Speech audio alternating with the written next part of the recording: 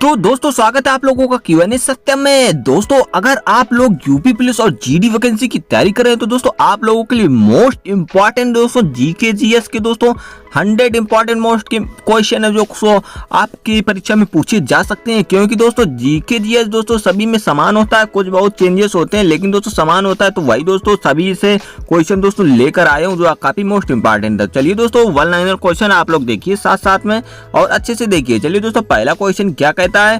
पहला क्वेश्चन है भूमध्य रेखा के उत्तर या दक्षिण में किसी स्थान पर दी गई कोणीय दूरी कहलाती है। तो दोस्तों कोणीय दूरी जो कहलाती है दक्षिण और उत्तर में स्थित स्थान को उसे क्या कहते हैं, तो उसे अक्षांश कहते हैं। क्या कहते हैं? अक्षांश कहते हैं। नेक्स्ट क्वेश्चन है ट्रॉपिक ऑफ कैंसर क्या है। तो ट्रॉपिक ऑफ कैंसर क्या है दोस्तों? 23.5 डिग्री उत्तरी अक्षांश। क्या दोस्तों ट्रॉपिक ऑफ कैंसर दोस्तों कितनी? 23.5 डिग्री उत्तरी अक्षांश, इसे ट्रॉपिक ऑफ कैंसर कहते हैं। चलिए अगला क्वेश्चन देखते हैं। अगला क्वेश्चन क्या है, धरातल पर एक अक्षांश की दूरी कितने किलोमीटर तुल्य होती है। दोस्तों कितने किलोमीटर के बराबर होती है? तो 111 किलोमीटर। ये दोस्तों काफी मोस्ट इंपॉर्टेंट क्वेश्चन है। कितने किलोमीटर होती है? एक अक्षांश की दूरी कितनी? 111 किलोमीटर। चलिए अगला क्वेश्चन देखते हैं। भूमध्य रेखा के अतिरिक्त कौन सी अक्षांश रेखा पृथ्वी को 2 बराबर अक्षांश वृत्त के होकर जाती है। तो कहां से जाती है? तो मालागासी से। कहां से दोस्तों? मालागासी से जाती है। बराबर अक्षांश वृत्त कहां से जाती है? तो 2 बराबर अक्षांश वृत्त मालागासी से जाती है। अगला क्वेश्चन है वह काल्पनिक रेखा जो पृथ्वी को 2 भागों में बांटती है क्या कहलाती है। तो वह कौन सी काल्पनिक रेखा जो पृथ्वी को 2 भागों में बांटती है? दोस्तों भूमध्य रेखा। जो दोस्तों भूमध्य रेखा जो पृथ्वी के बीच में है दोस्तों इसे भूमध्य रेखा कहते हैं। 66.5 डिग्री अक्षांश दक्षिणी अक्षांश वृत्त कहां से होकर जाती है। तो ये कहां से होकर जाती है दोस्तों? मालागासी से। कहां से दोस्तों? मालागासी से होकर जाती है। चलिए अगला क्वेश्चन देखते हैं। वह काल्पनिक रेखाएं जो भूमध्य रेखा को समकोण पर काटती हैं क्या कहलाती हैं। दोस्तों क्या कहलाती हैं? दोस्तों ये देशांतर रेखाएं कहलाती हैं। कौन सी दोस्तों? देशांतर रेखाएं। जो दोस्तों इस प्रकार से होती हैं वो देशांतर रेखाएं कहलाती हैं। अगला क्वेश्चन है 2 देशांतर रेखाओं के बीच की दूरी को किस नाम से जानते हैं। तो किस नाम से जानते हैं? गोरे के नाम से। किस नाम से दोस्तों? गोरे के नाम से जानते हैं। अगला क्वेश्चन है एक देशांतर से दूसरे देशांतर के बीच में कितना समय अंतराल होता है। तो कितना समय अंतराल होता है? 4 मिनट का। कितना दोस्तों? 4 मिनट का समय अंतराल होता है। 4 मिनट का। अगला क्वेश्चन है किस अक्षांश रेखा पर रात व दिन समान होती है। तो भूमध्य रेखा पर दोस्तों दिन और रात समान होते हैं। दोस्तों भूमध्य रेखा पर दिन और रात समान होते हैं। चलिए अगला क्वेश्चन देखते हैं। एक देशांतर की सबसे अधिक दूरी कहाँ होती है। तो एक देशांतर की सबसे अधिक दूरी कहाँ होती है? विषुवत रेखा पर। कहाँ पर? विषुवत रेखा पर होती है। कुल अक्षांशों की संख्या कितनी है। तो दोस्तों कितने अक्षांश हैं? 180 अक्षांश है। कितने दोस्तों? 180। चलिए अगला क्वेश्चन देखते हैं। कुल देशांतरों की संख्या कितनी है दोस्तों? 360 है। कितनी दोस्तों? 360 देशांतरों की संख्या कितनी? 360। विषुवत रेखा के समांतर कल्पित रेखाओं को क्या कहते हैं। तो इसे क्या कहते हैं? अक्षांश रेखा। क्या? अक्षांश रेखा कहते हैं। चलिए अगला क्वेश्चन देखते हैं। पृथ्वी के उत्तरी व दक्षिण ध्रुव को मिलाने वाली रेखाएं क्या कहलाती हैं। तो ये कहलाती हैं देशांतर रेखाएं। क्या कहलाती हैं? देशांतर रेखाएं कहलाती हैं। प्रधान मध्याह्न रेखा किस स्थान से होकर गुजरती है। तो ये किस होकर से गुजरती है? Greenwich time. दोस्तों ग्रीनविच से। दोस्तों हमारा अपना टाइम कितना दोस्तों है? 5.5 घंटे पीछे है। क्या दोस्तों? 5.5 घंटे पीछे है। चलिए अगला क्वेश्चन देखते हैं। सॉरी आगे है अगला क्वेश्चन। ग्रीनविच रेखा क्या है। तो ये 0 डिग्री देशांतर है। क्या? 0 डिग्री देशांतर है। अगला क्वेश्चन है पृथ्वी पर एक घंटे देशांतर घूम लेती है। तो कितने घंटे घूम लेती है? तो दोस्तों 15 डिग्री। कितने दोस्तों? 15 डिग्री 1 घंटे में घूम लेती है। दक्षिणी ध्रुव का अक्षांश क्या है। तो दक्षिणी ध्रुव का अक्षांश क्या है? तो 90 डिग्री है। कितना दोस्तों? 90 डिग्री है दक्षिणी ध्रुव का अक्षांश। चलिए अगला क्वेश्चन देखते हैं। दो स्थानों के देशांतर में 1 डिग्री का अंतर होने पर उनके समय में कितना अंतर होगा। तो कितना अंतर होगा? 4 मिनट का। कितना दोस्तों? 4 मिनट का होगा। विश्व का कौन सा नगर भूमध्य रेखा के सबसे निकट है। तो सिंगापुर है दोस्तों। विश्व का सबसे नगर जो है भूमध्य रेखा के निकट है दोस्तों कौन सा? सिंगापुर है जो सबसे निकट है। अगला क्वेश्चन है देशांतर रेखाएं किस दिशा में खींची जाती हैं। तो देशांतर रेखाएं किस दिशा में खींची जाती है? 2 बार हो गया है। तो किस दिशा में खींची जाती हैं। तो दोस्तों ये उत्तर से दक्षिण दिशा में। कहाँ से दोस्तों? ऊपर से नीचे मतलब उत्तर से दक्षिण दिशा में देशांतर रेखाएं होती हैं दोस्तों। और अक्षांश रेखाएं दोस्तों इस प्रकार से अक्षांश रेखाएं होती हैं और दक्षिण मतलब दक्षिण दिशा में, उत्तर से दक्षिण दिशा में देशांतर दिशाएं होती हैं। अगला क्वेश्चन है भूमध्य भूमध्य रेखा की ओर जाने वाली देशांतर रेखाओं के बीच की दूरी पर क्या प्रभाव पड़ता है? तो बीच की दूरी बढ़ती है। क्या होती है दोस्तों? बीच की दूरी बढ़ती है। भूमध्य रेखा की ओर जाने पर दोस्तों देशांतरों के बीच की दूरी बढ़ती है। चलिए अगला क्वेश्चन देखते हैं। भूमध्य रेखा से ऊपर 0 डिग्री से 90 डिग्री पर क्या कहलाता है? तो दोस्तों 0 से 90 डिग्री क्या कहलाता है? उत्तरी गोलार्ध। क्या दोस्तों? भूमध्य रेखा के ऊपर की बात करें तो ये दोस्तों उत्तरी गोलार्ध कहलाता है। क्या दोस्तों? उत्तरी गोलार्ध कहलाता है। भूमध्य रेखा से नीचे 0 डिग्री और 90 डिग्री के बीच क्या कहलाता है दोस्तों? ये दक्षिणी गोलार्ध। जब नीचे की ओर बढ़ेंगे तो ये दक्षिणी गोलार्ध कहलाता है। अगला क्वेश्चन है, अंतर्राष्ट्रीय तिथि रेखा का निर्धारण कब किया गया था? तो ये कब किया गया था? 1884 में किया गया था। कब? 1884 में। अगला क्वेश्चन है, अंतर्राष्ट्रीय तिथि रेखा किसे कहते हैं? तो इसे अंतर्राष्ट्रीय तिथि रेखा 180 डिग्री देशांतर को कहते हैं। किसे? 180 डिग्री देशांतर को। अगला क्वेश्चन है, अंतर्राष्ट्रीय तिथि रेखा किसके निकटतम है? तो ये है 180 पूर्वी पश्चिमी देशांतर। किसके? 180 डिग्री पूर्वीय पश्चिमी यही देशांतर के बीच है। अगला क्वेश्चन है, अंतर्राष्ट्रीय तिथि रेखा टेढ़ी मेढ़ी क्यों है? तो ये क्यों है? समय और तिथि के अंतर को समाप्त करने के लिए। दोस्तों किसके लिए टेढ़ी मेढ़ी है? समय और तिथि के अंतर को समाप्त करने के लिए। चलिए अगला क्वेश्चन देखते हैं। उत्तरी प्रशांत महासागर में अंतरिक्ष तिथि रेखा विचलन क्या कारण है? तो क्या कारण है? एल्यूशियन द्वीप समूह। कौन सा कारण है? एल्यूशियन द्वीप समूह का कारण है। अंतर्राष्ट्रीय यदि अंतर्राष्ट्रीय तिथि रेखा पर 12 बजे हो तो भारत का मानक समय क्या होगा? तो क्या होगा? 5:30 पर। कितना दोस्तों? 5:30 पर। दोस्तों ये आगे है ग्रीनविच टाइम से 5:30 पर है। जब वहां पर तिथि रेखा पर 12 बजा होगा तो अपने यहाँ कितना होगा दोस्तों? 5:30 बजा होगा। तो अगला क्वेश्चन है, पृथ्वी को कितने समय कटिबंधों में बांटा गया? तो कितने जोन में बांटा गया? 24 जोन में। चलिए अगला क्वेश्चन देखते हैं। भारत का मानक समय किस देशांतर से लिया गया है? तो 82 डिग्री पूर्व से। किसे दोस्तों? 82 डिग्री पूर्व से लिया गया है। चलिए अगला क्वेश्चन देखते हैं। भारत का मानक समय किस स्थान से लिया गया है? तो ये कहाँ से? नैनी इलाहाबाद के निकट से। दोस्तों कहाँ? नैनी इलाहाबाद के निकट से। प्रयागराज, जो प्रयागराज में है, प्रयागराज नाम है। भारत के मानक समय और ग्रीनविच के मानक समय में कितना अंतर है? तो 5.5 घंटे का अंतर है। अगला क्वेश्चन है, भारत के सबसे पूर्वी व पश्चिमी स्थानों में कितनी बार विचलित होती है? तो 4 बार। कितनी बार? 4 बार विचलित होती है। पृथ्वी के 2 स्थानों की स्थिति के अनुदैर्ध्य 2 का अंतर 15 डिग्री है तो स्थानीय समय में कितना अंतर होगा? तो कितना अंतर होगा? 1 घंटे का। जब 15 डिग्री का अंतर होगा तो कितना अंतर होगा? 1 घंटे का। ग्रीनविच किस देश में है? तो ये यूनाइटेड किंगडम में। कहाँ पे? यूके में है। चलिए अगला क्वेश्चन देखते हैं। एक देशांतर को पार करने में 2 स्थानों के स्थानीय समय के बीच कितना अंतर होता है? तो 4 मिनट का। कितना अंतर? 4 मिनट का होता है। संपूर्ण विश्व का प्रमाणिक समय क्या है? तो 0 डिग्री देशांतर। कितना? 0 डिग्री देशांतर। अगला क्वेश्चन है, पूर्व से पश्चिम की ओर जाने वाले जहाज तिथि रेखा को पार करने में अपना कैलेंडर कितने दिन में आगे कर लेता है? तो 1 दिन। कितना दिन दोस्तों? 1 दिन आगे कर लेता है। अगला क्वेश्चन है, 24 घंटे में सूर्य के सामने कितने देशांतर गुजर जाते हैं? तो 360। कितने? 360 देशांतर गुजर जाते हैं। अगला क्वेश्चन है, अंतर्राष्ट्रीय तिथि रेखा किस सागर से होकर गुजरती है? तो किस सागर से होकर गुजरती है? आर्कटिक सागर एवं प्रशांत महासागर से। किससे दोस्तों? आर्कटिक सागर एवं प्रशांत महासागर के। विश्व को कितने समय जोन में विभाजित किया गया है? तो कितने? 24 जोन में। कितने दोस्तों? 24 जोन में विभाजित किया गया है। भारत को किस समय जोन में रखा गया है? तो ये समय जोन फर्स्ट। कौन सा दोस्तों? समय जोन फर्स्ट में रखा गया। अगला क्वेश्चन है, किस स्थान पर प्रमाणिक समय व स्थानीय समय समान है? तो नैनी प्रयागराज के निकट में। किसमें? नैनी प्रयागराज के निकट में है। जो वह पुर्तगाली कौन था जिसने गोवा पर अधिकार कर लिया था? तो कौन सा था दोस्तों? Afonso de Albuquerque. कौन था दोस्तों?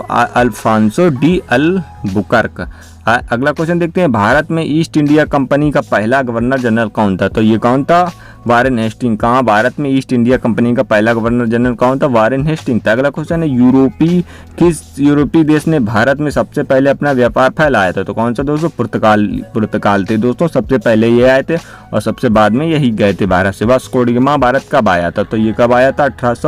1498 में। कब आया था दोस्तों? 1498 में। चलिए अगला क्वेश्चन देखते हैं, वास्को डी गामा भारत की किस स्थान पर उतरा था? तो ये कहाँ पर स्थान पर उतरा था दोस्तों? ये कालीकट के स्थान पर उतरा था। भारत वास्को डी गामा कहाँ का रहने वाला था? ये पुर्तगाल का। कहाँ दोस्तों? पुर्तगाल का रहने वाला था। अगला क्वेश्चन है, किस अंग्रेज ने सम्राट जहांगीर के दरबार में आकर भेंट की थी?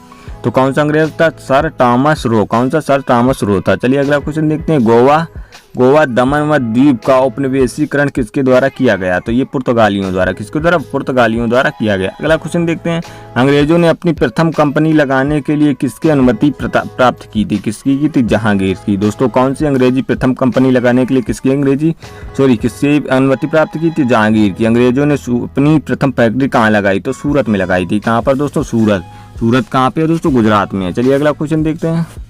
अगला क्वेश्चन है, भारत के समुद्री मार्ग की खोज किसने की? तो ये वास्को डी गामा ने। किसने दोस्तों? वास्को डी गामा ने। तृतीय कर्नाटक युद्ध की संधि का क्या नाम था? पेरिस की संधि। क्या दोस्तों? पेरिस की संधि। चलिए अगला क्वेश्चन देखते हैं, वास्को डी गामा के कालीकट पर उतरने पर उसका स्वागत किसने किया था? कालीकट के राजा जमोरिन ने। किसने दोस्तों? कालीकट के राजा जमोरिन ने किया था। अगला क्वेश्चन है, ब्रिटिश के साथ बेसिन की संधि किस पेशवा ने की थी? तो बाजीराव सेकंड। कौन सा? बाजीराव सेकंड। किस पुर्तगाली ने नीले पानी की नीति अपनाई? तो फ्रांसिस्को डी अल्मीडा ने। किसने दोस्तों? फ्रांसिस्को डी अल्मीडा ने नीले पानी की क्रांति अपनाई। अगला क्वेश्चन है, भारत में पुर्तगाली साम्राज्य का संस्थापक किसे माना गया? तो अल्फ्रांसो डी अल्बुकर्क। किसको? अल्फ्रांसो डी अल्बुकर्क को माना गया। अगला क्वेश्चन है, पुर्तगालियों का भारत पर पहला गवर्नर जनरल कौन था? तो फ्रांसिस्को डी अल्मीडा। कौन सा? फ्रांसिस्को डी अल्मीडा था पुर्तगालियों का भारत का पहला गवर्नर जनरल। भारत आने वाला प्रथम डच नागरिक कौन था? तो कौन सा था? कार्नेसिस डस्तमान। कौन सा? कार्नेसिस डस्तमान था। चलिए, कार्नेसिस डस्तमान। अगला क्वेश्चन है, डचों ने गोवा पर आक्रमण कब किया था? तो ये 1639 में किया था। कब? 1639 में। डुप्ले भारत के फ्रेंच गवर्नर कब बना था? 1742 में। कब? 1742 में बना था। अगला क्वेश्चन है, जहांगीर ने किसे खान की उपाधि दी? तो हॉकिंस को। कैप्टन हॉकिंस को जहांगीर ने खान की उपाधि दी थी। चलिए अगला क्वेश्चन देखते हैं, आगरा व सीकरी पहुंचने वाला अंग्रेज व्यापारी कौन था? तो ये राल्फ फिश था। कौन सा? Ralph fish. डचों ने अपनी पहली फैक्ट्री 1605 ईस्वी में कहाँ स्थापित की थी? तो मूसलीपट्टम में। कहाँ पर दोस्तों? मूसलीपट्टम में स्थापित की थी डचों ने 1605 ईस्वी में। अगला क्वेश्चन, भारत का कौन सा नगर द्वीपों पर निर्मित है? तो कौन सा नगर है द्वीपों पर? मुंबई। मुंबई दोस्तों है द्वीपों पर निर्मित है। अगला क्वेश्चन, पुर्तगालियों ने व्यापारिक कोठी कहाँ खोली थी? तो कोचीन में। कहाँ पर दोस्तों? कोचीन में व्यापारिक कोठी खोली थी पुर्तगालियों ने। अगला क्वेश्चन है, अंग्रेजों ने अपनी पहली फैक्ट्री कब लगाई थी? तो 1612 ईस्वी में। कब दोस्तों? 1612 ईस्वी में अंग्रेजों ने अपनी पहली फैक्ट्री लगाई थी। किस शासक ने ईस्ट इंडिया कंपनी को दीवान प्रदान की थी? तो किसने दीवानी प्रदान की थी? शाह आलम सेकंड ने। कौन सा दोस्तों? शाह आलम सेकंड ने दीवानी प्रदान की थी ईस्ट इंडिया कंपनी को। अगला क्वेश्चन है, भारत में पहली बार मुद्रण मशीन का स्थापन किसने किया था? तो पुर्तगालियों ने। किसने? पुर्तगालियों ने मुद्रण मशीन की स्थापना की थी। दोस्तों इंटरपोल्स कौन थे? तो अनाधिकृत व्यापारियों के रूप में समुद्री लुटेरे थे। कौन से? इंटरलोपर्स। कौन से? समुद्री लुटेरे थे। अगला क्वेश्चन देखते हैं, उस समय भारत का बादशाह कौन था जब ईस्ट इंडिया कंपनी की स्थापना हुई थी? तो कौन सा था? अकबर था। दोस्तों कौन सा? अकबर था। चलिए अगला क्वेश्चन देखते हैं, किस वर्ष फ्रांस की सरकार ने भारत में स्थित फ्रांसीसी बस्तियों का अधिकार भारत सरकार को सौंपा था? तो 1954 में। कब सौंपा था? 1954 में। वांडीवास का युद्ध कब हुआ था? 1760 में। कब? 1760 में हुआ था वांडीवास का युद्ध। प्रशासनिक अव्यवस्था के आधार पर डलहौजी ने कौन सा राज्य ब्रिटिश साम्राज्य में मिला लिया? अवध। कौन सा राज्य? अवध मिला लिया था प्रशासनिक अवस्था के आधार पर। भारत में आधुनिक शिक्षा प्रणाली की नींव कब पड़ी? तो 1835 में। भारत में डाक टिकट किसने आरंभ किए थे? तो लॉर्ड डलहौजी ने। किसने? लॉर्ड डलहौजी ने। दोस्तों 1853 में दोस्तों इसी के शासन काल में दोस्तों ट्रेन चलाई गई थी। किसके शासन काल में? डलहौजी के काल में। अवध के स्वायत्त राज्य की स्थापना संस्थापक कौन था? तो ये था सादत खां और बुरहान उल मुल्क। कौन था? सादत का बुरहान उल मुल्क। सुरक्षा प्रकोष्ठ नीति किससे संबंधित है? वारेन हेस्टिंग से। किससे दोस्तों? वारेन हेस्टिंग से संबंधित है। अगला क्वेश्चन देखते हैं, किस भारतीय को रॉबर्ट क्लाइव ने बिहार की दीवान बनाया था? तो किसे बनाया था? राजा सीताबराय को। किसको? राजा सीताबराय को रॉबर्ट क्लाइव ने बनाया था। किस भारतीय को रॉबर्ट क्लाइव ने बिहार का दीवान बनाया था? तो राजा सीताबराय को बनाया था। अगला क्वेश्चन है, महाराणा रणजीत सिंह के उत्तराधिकारी कौन थे? तो खड़क सिंह थे। महाराणा रणजीत सिंह के उत्तराधिकारी कौन थे? खड़क सिंह थे। स्थायी बंदोबस्त का सिद्धांत किसने दिया था? तो लॉर्ड कॉर्नवालिस ने दिया था। किसने? Lord Cornwallis. सहायक संधि प्रणाली के जनक कौन थे? तो लॉर्ड वेलेस्ली। कौन? लॉर्ड वैली जलीते थे सहायक संधि के जनक थे। अगला क्वेश्चन है महारानी विक्टोरिया का घोषणा पत्र किसने पढ़कर सुनाया? तो लॉर्ड कैनिंग ने। किसने सुनाया था? लॉर्ड कैनिंग ने महारानी विक्टोरिया का घोषणा पत्र पढ़कर सुनाया था। रणजीत सिंह किस मिसाइल से संबंधित थे? तो शुकर चकिया। किससे? तो शुकर चक्रिया मिसाइल से संबंधित थे। अगला क्वेश्चन है किसने अपनी राजधानी मुर्शिदाबाद से मुंगेर स्थापित की? तो मीर कासिम ने मुंगेर से स्थापित की, मुर्शिदाबाद से। अगला क्वेश्चन है बक्सर की युद्ध 1764 के समय दिल्ली के शासक कौन था? तो शाह आलम द्वितीय था। कौन सा दोस्तों? बक्सर के युद्ध 1764 में शाह आलम द्वितीय था। चलिए अगला क्वेश्चन देखते हैं। टीपू सुल्तान की मृत्यु कब हुई थी? तो 1799। कब? 1799। डिंडीगुल क्या था? तमिलनाडु के एक शहर का नाम है। क्या दोस्तों? डिंडीगुल तमिलनाडु के एक शहर का नाम है। अगला क्वेश्चन है किसके समय में कलकत्ता उच्च न्यायालय की स्थापना की गई थी? वारेन हेस्टिंग के समय। किसके दोस्तों? वारेन हेस्टिंग के समय कलकत्ता उच्च न्यायालय की स्थापना की गई थी। ब्रिटिश भारतीय क्षेत्र के विस्तार का अंत किसके समय हुआ था? डफलिन के समय। लॉर्ड डफलिन के समय दोस्तों किसका? ब्रिटिश सरकार के राज्य क्षेत्र का विस्तार का अंतिम अंत हुआ था। ठगों का दमन किसने किया था? तो ठगों का दमन कर्नल स्लीमन ने किया था। किसने दोस्तों? कर्नल स्लीमन ने किया था। किसने ग्रामीण जाटों को एक सैनिक शक्ति के रूप में संगठित किया था? चूड़ामणि। कौन सा दोस्तों? चूड़ामणि ने किया था ग्रामीण जाटों का एक सैनिक शक्ति रूप में संगठित। चलिए अगला क्वेश्चन देखते हैं। किस जाट राजा को जाटों का अफलातून एक आदरणीय विद्वान व्यक्ति कहा जाता था? तो सूरजमल को दोस्तों जाट राजा को जाटों का अफलातून आदरणीय विद्वान मंत्री कहा जाता था। चलिए अगला क्वेश्चन देखते हैं।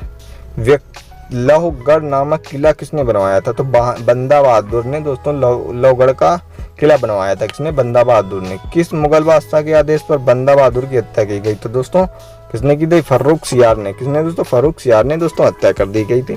दोस्तों ये मोस्ट 100 इंपॉर्टेंट क्वेश्चन थे दोस्तों, जो एक दो टॉपिक थे दोस्तों काफी इंपॉर्टेंट। इनमें से आपकी परीक्षा में क्वेश्चन जरूर आएंगे। तो दोस्तों वीडियो कैसा लगा दोस्तों? अच्छा लगा तो वीडियो को लाइक कर दें, चैनल को सब्सक्राइब कर लें। मिलते हैं नेक्स्ट वीडियो में इसका दोस्तों सीरीज, अगर आप लोग चाहेंगे तो नेक्स्ट सीरीज भी आएगी जल्दी से। मिलते हैं नेक्स्ट वीडियो में। जय हिंद, वंदे मातरम।